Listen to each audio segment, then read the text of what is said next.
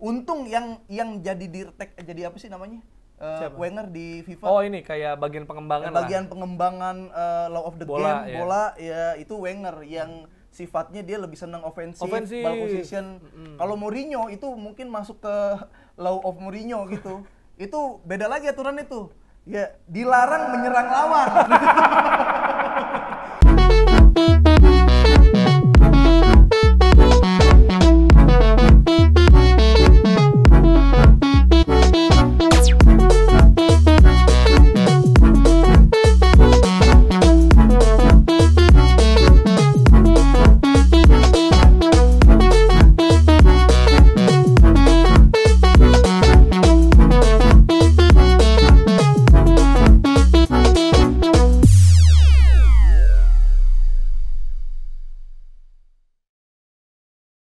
Selamat datang di Positive Thinking. Kebalikin dulu dong baru ini. Oh iya, harusnya iya. Positive thinking.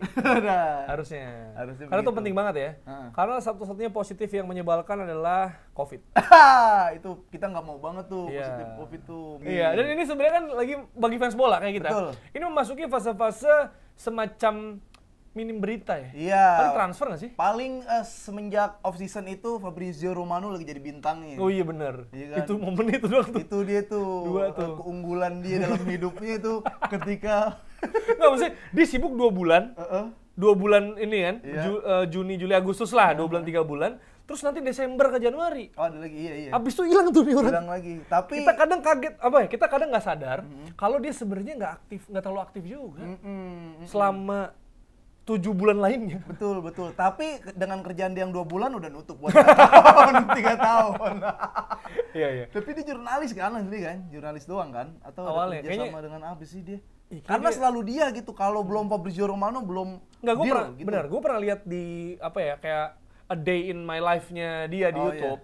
Ada yang cover, gue lupa siapa ya, mungkin Bleacher Report atau apa, tapi diikutin di perjalanan dia gitu loh. Nah, jadi dia tuh bangun reputasi karena kenal. Nah, abis itu dia emang jemput bola orangnya. Jadi dia pergi kan dia tahu pasti kan tahu ini mau isu ada kan. nih. Nah, akhirnya dia nyamperin, dia berangkat ke Italia, dia terbang ke Jerman, dia selalu on the phone untuk ngasih tahu bahwa dia ada di situ dan dia siap untuk nge-cover berita itu. Gokil. Nah, karena emang dia effortnya luar biasa, akhirnya mungkin Klopp kayak ya udah deh gue percaya sama dia aja. Dan sejauh ini kan emang valid gitu, maksud gue dia tuh juga bukan orang yang benar-benar hoax disebar gitu loh. Bukan cuma mau nyari rame doang. Iya. Kan ada beberapa malah akun kayak Managing Barca Universe gitu, atau akun-akun yang membawa nama-nama klub.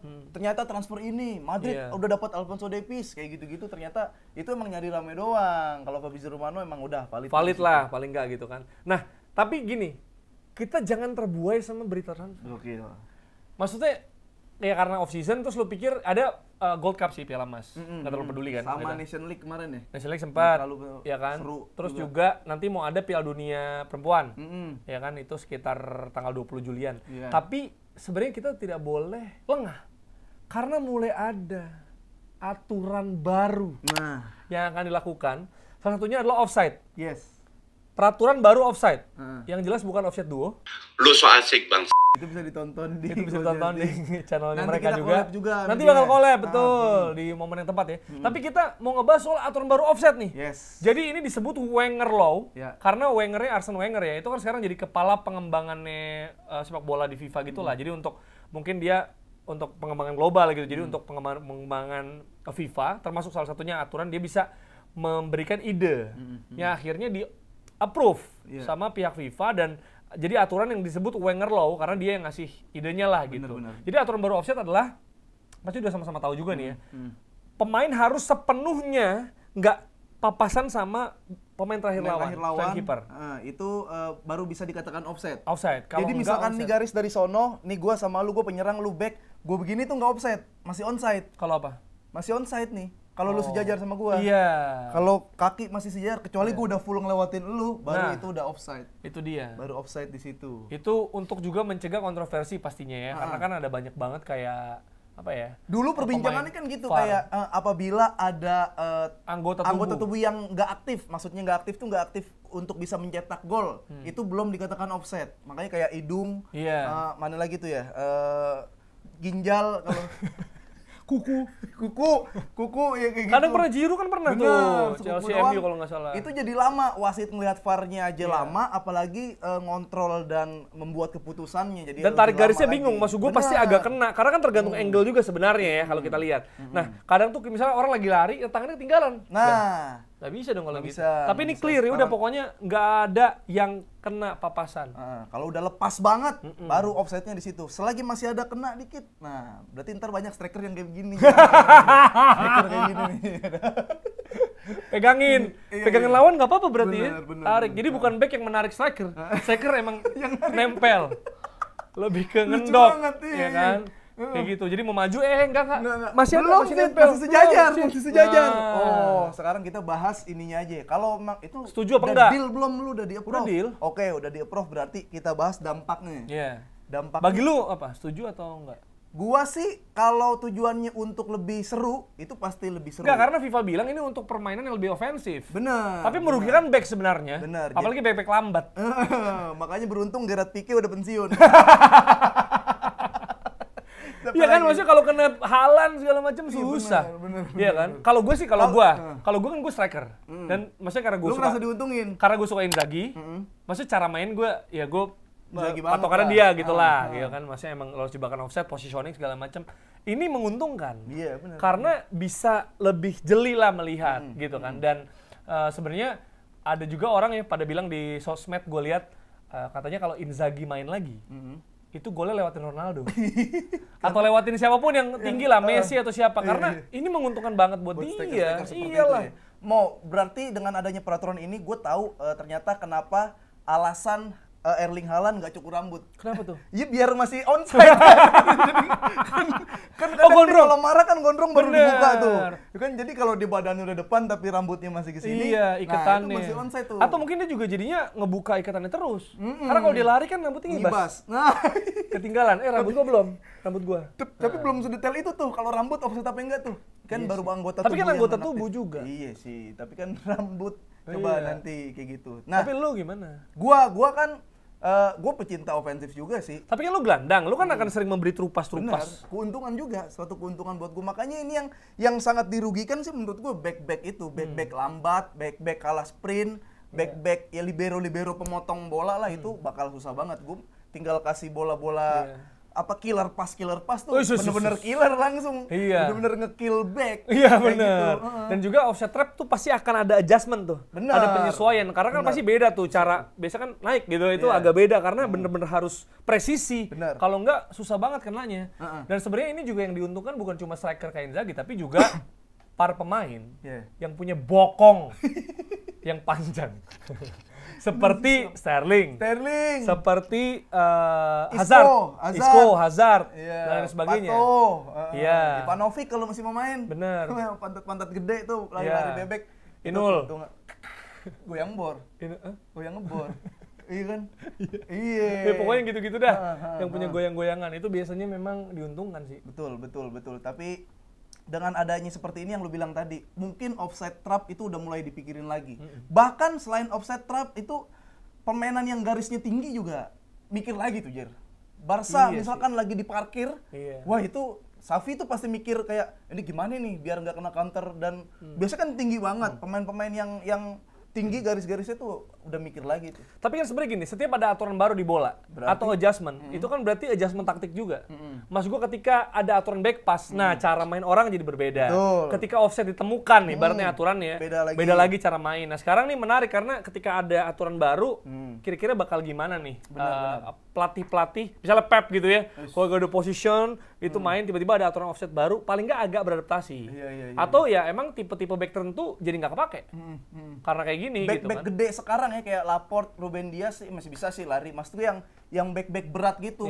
Bahkan gue curiga lebih cenderung ke back sayap ditaruh tengah kayak gitu tuh, makin kayak gitu tuh. Atau back gede lebih nge-gym lagi, ngurusin badannya lagi biar bisa ngimbangin speed striker gitu. Karena nih Vini, Mbappe, buset. Waduh, nyaman banget. Lihat kayak golnya nanti berapa. Jadi bisa taruh kaki di belakang sedikit langsung nge-sprint kan. Maksudnya stop and run-nya oke banget. Bener. Dan mungkin ya Pep Guardiola itu bakal lebih seneng karena nanti tuh kalau offside-nya tuh bener-bener kalau udah ngelewatin orang, strateginya itu bakal udah nih setiap satu pemain yang nempel malah ini strikernya. Back. Striker nempel back, bukan back disuruh menjagain striker. Pastikan lu agak miring-miring aja, kayak foto kondangan. Kayak logo Kappa. Oh iya gini. Kalau nggak The Virgin. Iya, karena dia bisa argumen lah. Gue masih nempel. Secara body contact ya kan. Seru sih. Yang jelas nanti biasanya setiap peraturan atau regulasi baru pasti ada perdebatan dulu yang panjang. Iya sih. Karena kan kayak misalkan offside yang itu anggota tubuh nonaktif dicobanya kan kayak baru di Bundesliga dulu, nggak langsung semuanya. Dilihat ada liga domestik yang jadi contoh, kalau udah berhasil baru disikat semua kayak gitu. VAR di mana dulu tuh awalnya belum disikat semua. Di Indonesia emang belum aja. Gitu. Tapi ini Wenger terinspirasinya dari mana lu lihat? Dia membuat peraturan seperti ini, offside ketika sudah melewati full, dia terinspirasi dari Liga 1. Wow. Iya kan? Karena apapun jadi offset. Karena mungkin gue merasa hakim garisnya latah. Jadi kayak pak, offside. Terus dia harus mempertanggungjawabkan kan kayak, aduh udah angkat bendera lagi nih, kayak gimana nih? Akhirnya mukanya tegas. Tetap tegas. Pak tapi tegas. Karena ini bahkan pemain junior Atletico Madrid mempertanyakan keputusan ini kalau dikit-dikit offside. Jadi sebenarnya memang kalau bagi orang itu kontroversi, padahal mereka visioner. Karena mereka menginspirasi Wenger. Benar. Gila. Dia udah ada obrolan kontak langsung dengan Wenger. Jadi kalau ada striker nanti protes karena dikit-dikit offside, sabar. Ada banyak rekan-rekan striker Anda dari belahan dunia lain. Ya, dari Liga 1 Uruguay, Liga 1 Kamboja mungkin Finlandia. Tadi ya. Itu yang memang udah memakai itu duluan. Visioner. Jadi kita itu lihat positive thinking-nya kita, ya kan? Thinking-nya bukan semata-mata ngopsetin mulu. Iya, jadi positive thinking kita juga benar. Positive thinking kita ya untuk membuat lebih banyak gol. Kalau bagi back ini positive thinking-nya mungkin kayak mereka lari dong. Betul, karena back lu jangan ngendok. Karena gini, kalau ada tactical adjustment, pelatih pragmatis akan makin pragmatis. Ya udah gue main aja. Bawah semua. Low block. Dalam banget. Parkir bus. Iya. Ya kan? Itu gue bikinnya terminal bus. Karena parkirnya banyak. Bandara sekalian. Bandara. Kan ada bis juga di bandara. Iya, makanya. Iya, jadi seperti itulah yang terjadi. Gue masih menunggu bakal ada taktik-taktik apa nih yang diusung sama pelatih-pelatih ini. Untung yang jadi apa sih namanya? Wenger di FIFA. Oh ini kayak bagian pengembangan pengembangan law of the game, bola ya itu Wenger yang sifatnya dia lebih senang offensive. Ball position. Kalau Mourinho itu mungkin masuk ke law of Mourinho gitu. Itu beda lagi aturan itu. Ya, dilarang menyerang lawan. Simeone. Iya. Simeone. Rapat. Kan? Hanya boleh ada 2 orang yang melakukan penyerangan gitu. 8-nya tunggu di kotak penalti sendiri, bisa kan? Bermain gitu dengan striker lah kesalahan. Tapi salah satu segi positif dari peraturan offside ini mungkin tadi back bisa kayak lebih ngurusin diri gitu kan, lebih latihan sprint gitu. Karena kan kadang latihan tiap posisi beda-beda posisi. Bener. Gelandang disuruh passing-passing, disuruh scanning, disuruh defense. Dipisah latihannya. Wing selalu ini kayaknya biar jadi semuanya main juga. Dan ini sebenarnya kalau positive thinking ya. Ini kan kata orang merugikan back. Sebenarnya kalau kita bedah dari mindset yang positif, sebenarnya ini membuat back-back akan terpacu untuk meningkatkan permainan mereka. Sehingga mereka juga bisa ngejar striker lawan. Kalau mereka kejar striker lawan atau winger lawan, habis itu bisa melakukan tackle seperti Asnawi ke Garnacho, orang akan makin melihat back. Sehingga penghargaan bisa datang untuk back. Benar. Nah, mungkin udah sampai situ mikirnya. Iya. Pasti gua rasa Wenger udah sampai situ. Bahkan ke kiper-kiper ngaruh juga dia. Kapan nih Ballon d'Or yang menang kiper yang menang back? Nah, ini saatnya. Dan dengan peraturan seperti ini, seumpama back lewat, itu kan kiper lebih keuji. Nah, lebih sering 1 lawan 1. Nah, walaupun ya pasti kebobolan. Ada musuh 2 lebih sering kebobolan. Tinggal di-passing. Bener, dan IG-nya lebih sering diserang.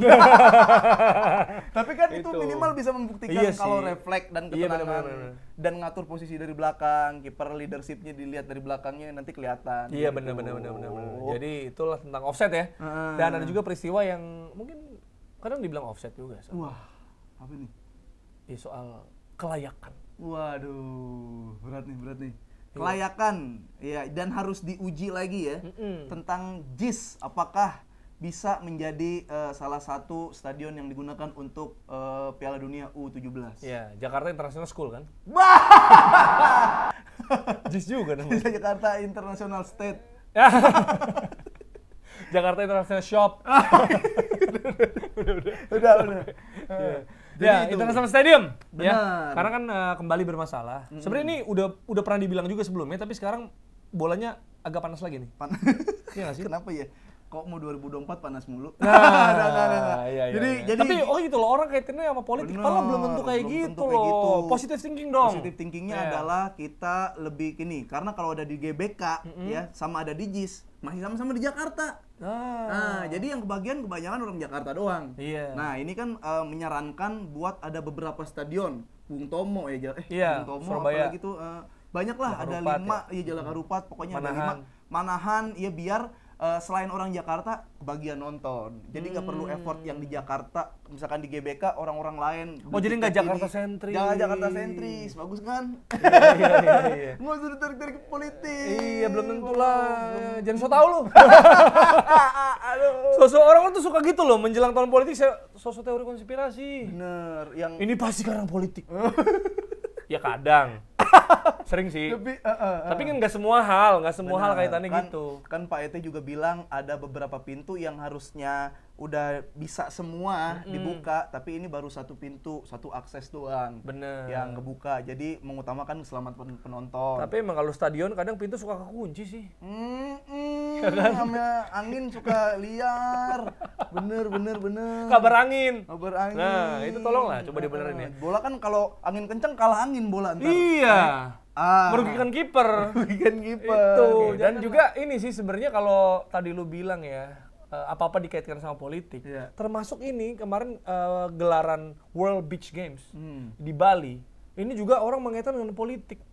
Orang-orang bilang gara-gara ada Israel lagi di situ. Gara-gara sama kayak U20 kemarin. Iya, nanti katanya kalau udah Israel tetap berlanjut berarti nggak konsisten dong Israelnya. Jangan gampang mikir negatif lah. Padahal kan bisa jadi. Belainnya gimana tuh? Iya, masih bisa jadi. Ya, bisa jadi enggak. Benar, maksudnya siapa tahu ombak di Bali kan lagi kenceng, lagi nggak bagus buat ada atlet. Iya, walaupun ini ya kalau alasan rilisnya kan itu karena dana belum turun. Nah, belum cair. Belum cair dari pemerintah, gitu kan dalam hal ini NOC, ya kan menyampaikan itu National Olympic Committee-nya. Belum ada dana nih. Padahal udah tinggal sebulan lagi. Iya. Nah kan dipertanyakan kok sebulan dana belum turun. Betul.